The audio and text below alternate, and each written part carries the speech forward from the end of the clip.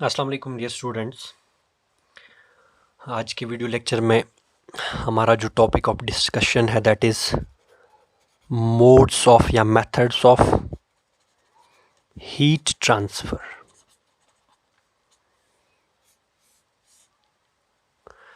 Modes और methods of heat transfer.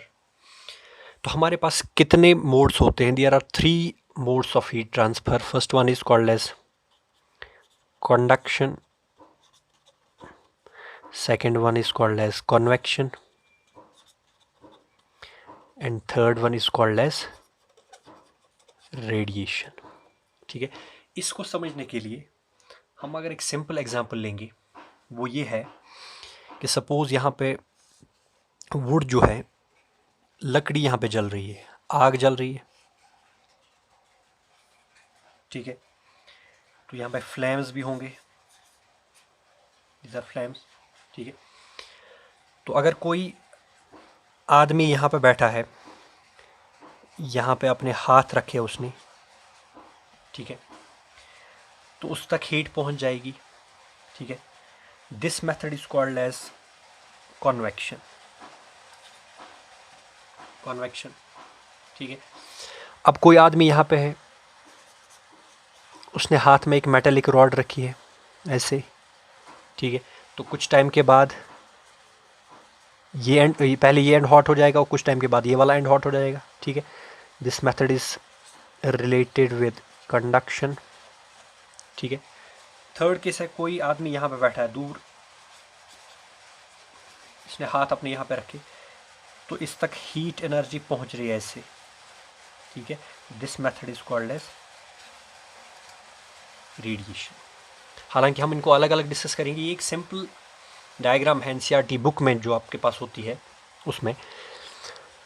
तो इस केस में जो कन्वेक्शन है, यहाँ पे सीधे मटेरियल जो है, मान लीजिए जो एयर है, हॉट एयर है, वो सीधे आगे जा रहा है पर्सन की तरफ। ठीक है, देखिए ट्रांसफ़र ऑफ हीट डायरेक्टली होता है bye transfer of medium.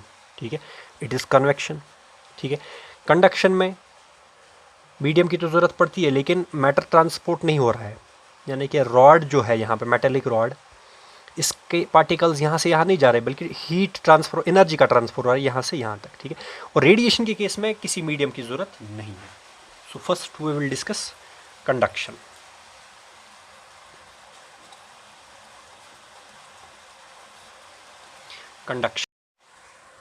Conduction जो है, it's a method of heat transfer from one part of body to other. किस वजह से? Due to temperature difference. Due to temperature difference. मान लीजिए आपके पास ये रॉड है,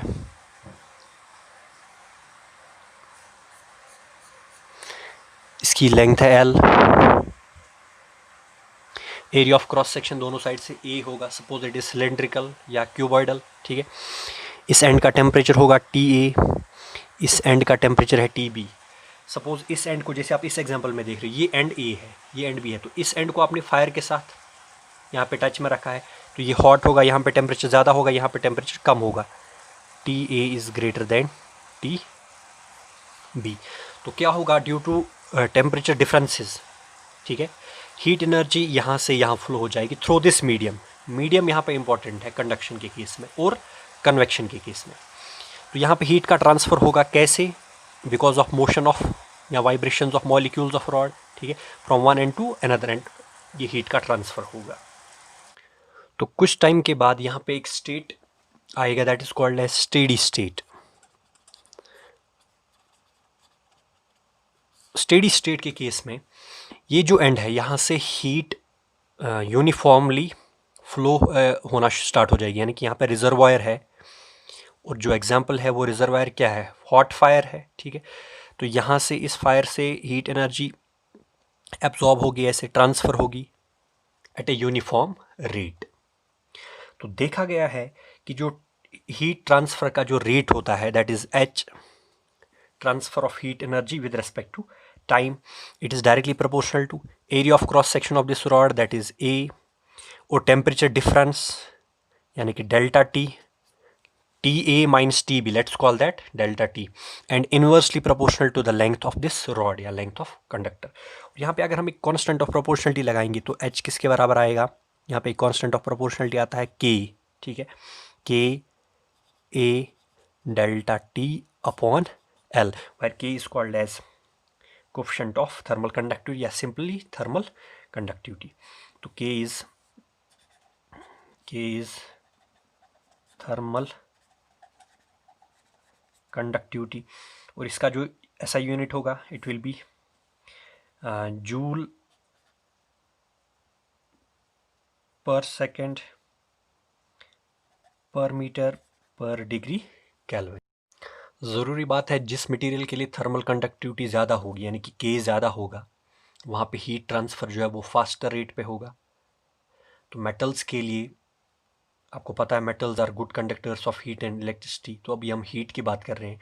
मेटल्स के लिए थर्मल कंडक्टिविटी जो है कोफिशिएंट जो है वो बहुत ज़्यादा होता है, specially for silver, for copper it is very high. और जो नॉन मेटल्स हैं, इंसुलेटर्स हैं, वुड हैं, प्लास्टिक है, उनके लिए बहुत कम होता है. जैसे मैं एक एग्जांपल बताऊं, सिल्वर के लिए जो थर्मल कंडक्टिविटी होती है दैट इज़ 405 या 406 भी हम कह सकते हैं. इसी तरह से वुड जो है नॉन मेटल है, इंसुलेटर है, इसके लिए जो थर्मल कंडक्टिविटी है दैट इज़ 0.12. और गैसेस में या फ्लूइड्स में और भी कम होगी. तो हाइड्रोजन के लिए यार हम नॉर्मल एयर के लिए देखेंगे इट इज़ 0.024. तो आप देख सकते हो कितना वेरिएशन आ रहा है थर्मल कंडक्टिविटी में as we move from metals to non metals and then to air. तो इसी रीज़न के लिए आप देख सकते हो जो यूटेंसिल्स होते हैं, जो बर्तन होते हैं, इनके नीचे बॉटम पे हम ये ऑलरेडी लगी होती है कॉपर प्लेट की एक लेयर, ठीक है, that is for efficient heat transfer from the source to the substance. इसी तरह से आप देख सकते हो हम इंसुलेटिंग करते हैं रूम्स की ड्यूरिंग हाई टेम्परेचर. हम इंसुलेटर्स लगा सकते हैं रूम के बाहर. अगर कंक्रीट वाला रूम है तो वो बहुत ज़्यादा हीट अप होता है because of high rate heat transfer through concrete. तो उसी वजह से उसके ऊपर हम फोम की कोटिंग करते हैं तो हीट ट्रांसफ़र जो है वो कम हो सकता है. तो this method is conduction. Second method of heat transfer जो है वो है convection. Second method of heat transfer is convection. उसको थोड़ा सा डिस्कस करते हैं.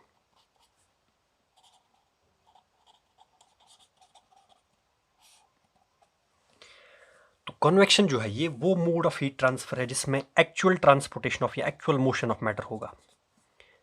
एक्चुअल मोशन ऑफ मैटर यानी कि हीट का ट्रांसफ़र हो रहा है from one point two another point with actual transportation या एक्चुअल मोशन ऑफ मैटर. और ये जनरली होता है लिक्विड्स में, लिक्विड्स एंड गैसेस में, लिक्विड्स एंड गैसेस में, यानी कि ये होता है किन में, फ्लूइड्स में. तो convection mode of heat transfer is possible only in fluids that is in liquids and gases. जैसे कि एक एग्जांपल है, अगर हम कन्वेक्शन की बात करेंगे, ह्यूमन बॉडी में जो हार्ट है वो पंप करता है blood and blood is supplied to all the parts of the body.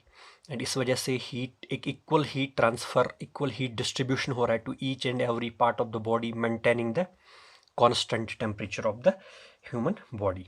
ठीक है, इसको हम बोलते हैं फोर्स्ड कन्वेक्शन क्योंकि इसके लिए कोई एजेंसी रिस्पॉन्सिबल है. या जो ऑटोमोबाइल में जो कूलेंट ये कूलिंग सिस्टम जो है वो भी ऐसे ही काम करता है बाय मेंटेनेंस ऑफ या इक्वल डिस्ट्रीब्यूशन ऑफ हीट या equal absorption of heat and maintaining the vehicle eight a constant temperature.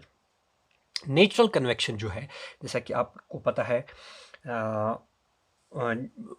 Trade winds के बारे में, ट्रेड विंड्स के बारे में, विंड्स कैसे सेटअप होती है हम उसके डिटेल में नहीं जाएंगे. हम यही कहेंगे कि जो इक्वेटर के नज़दीक एयर होता है वो हॉटर होता है because of high temperature, high heat at equator than poles. तो इस वजह से क्या होता है, जो इक्वेटर वाला एयर है वो हॉट होने के ड्यू टू वो that rises up and goes to poles and the air from poles rushes to equator. ठीक है, तो इससे इस टेम्परेचर डिफरेंस से जो कन्वेक्शन जो है, जो एयर करंट्स होती है that is cause for trade winds.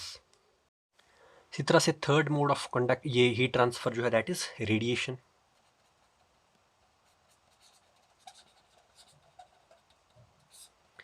Radiation जो है जैसे कि आपने देखा कन्वेक्शन में और कंडक्शन में medium is important, but radiation में मीडियम का कोई रोल नहीं होता, यानी कि वो हीट ट्रांसफर फ्रॉम ये सोर्स टू टारगेट या जहाँ पे इसको ट्रांसफर करना होगा that does not involve any material medium is called as radiation. No medium is required, no medium is required. और ये वो मेथड है जिससे हमारी अर्थ की सरफेस पे पहुंचती है कौन सी रेडिएशन, जो सन से आ रही है। सन से जो रेडिएशन आ रही है दैट इज इलेक्ट्रोमैग्नेटिक वेव, ठीक है। तो that travels through atmosphere and that travels through vacuum also, जहाँ पे मीडियम नहीं होगा, क्योंकि कोई मीडियम की ज़रूरत नहीं है, and that finally reach the earth. और ये भी आपको पता है कि वेलोसिटी ऑफ इलेक्ट्रोमैग्नेटिक वेव्स या velocity of radiation through air is 3 × 10⁸ metre per second. तो इस वाले रेडिएशन को हम कहते हैं, या जो हीट ये जो इलेक्ट्रोमैग्नेटिक वेव जो है एमिट हो रही है एक बॉडी से due to its temperature, that is called as thermal radiation, that is called as thermal radiation. तो ये थर्मल रेडिएशन जब किसी बॉडी पे पड़ती है तो इसका कुछ पार्ट एब्जॉर्ब होता है और कुछ पार्ट रिफ्लेक्ट होता है। और जो पार्ट एब्जॉर्ब होता है that depends upon the colour of the body. जैसे कि आपको पता है वाइट कलर जो है वो बहुत कम लाइट एब्जॉर्ब करता है, ज़्यादातर रिफ्लेक्ट कर रहा है, और इस वजह से वो हमारी बॉडी को कूल रखता है। That's why we use white clothes during summer. And for the opposite reason black colour जो है वो एब्जॉर्ब करता है maximum of the light, known as black body. Black bodies are the best absorbers of thermal radiation. तो that is for that reason हम winter में जो clothes पहनते हैं they are generally of dark color. This type of mode of transfer of heat energy is called as radiation. Thank you.